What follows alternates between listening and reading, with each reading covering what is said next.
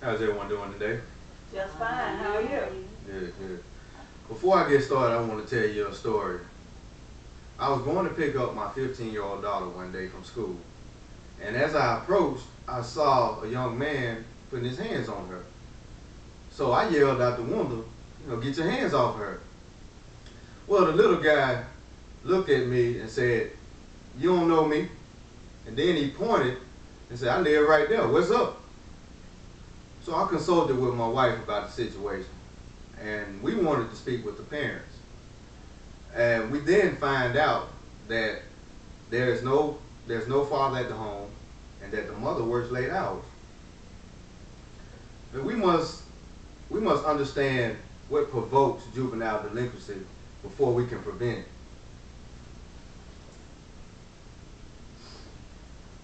Poverty-stricken areas, divorce, parental negligence, society itself. See, these are some of the situations that influence mischievous acts among our youth and young adults. This is one of the most overlooked epidemics of our time. Let's start first by defining juvenile delinquency. The participation in illegal behavior by a youth, by a minor, the participation in illegal behavior by a minor that falls under the statutory age unit. Problems in the home, in the community, at school, places a large portion of our youth at risk today. Kids every day are on drugs, alcohol, illegal sexual activities, dangerous games of death. People, it's not a game. These kids are not being disciplined properly due to lack of employment or just or concern. Many of them will commit suicide or murder. This right here is a chart showing the suicide rate from 1982 and the homicide rate to 1996. And you can see the significant incline. And this is from the age group of 7 to 17.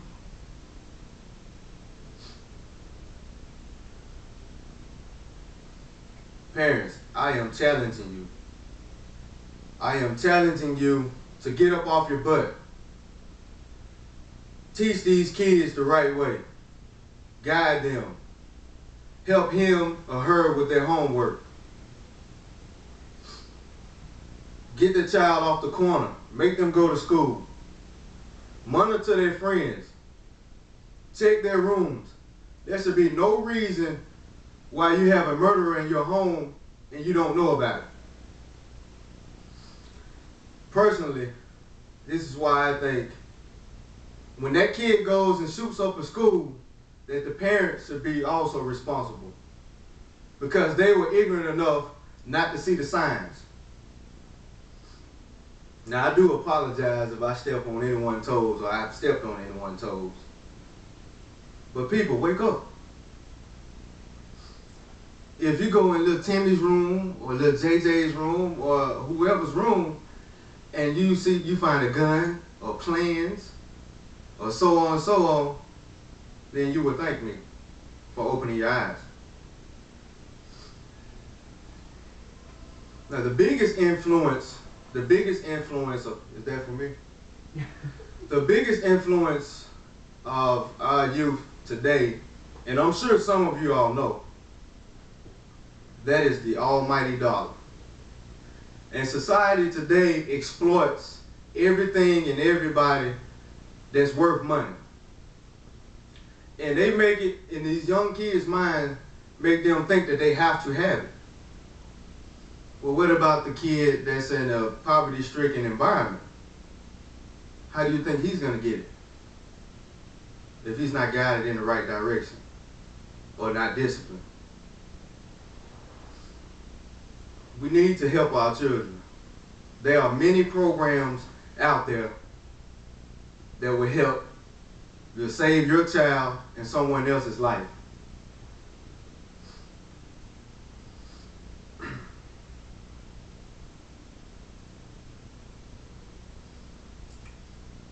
Now, there are many situations that our youth face and problems that they face today, and I wish I had the time.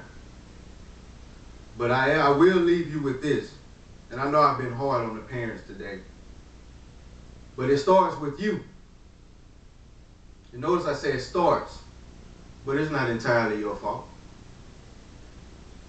I know there are good parents out there that guide their children and teach them the right thing and discipline them right, and they still rebel. That is why it takes a community. I too challenge you, aunt, uncle, policeman, fireman, store clerk, rapper, singer, movie star. I challenge you to help save our future. People are always talking about the AIDS epidemic and how it's rapidly spreading and killing millions. But what about the juvenile delinquency epidemic? It is steadily on the rise. And I say to everyone, when I say get involved,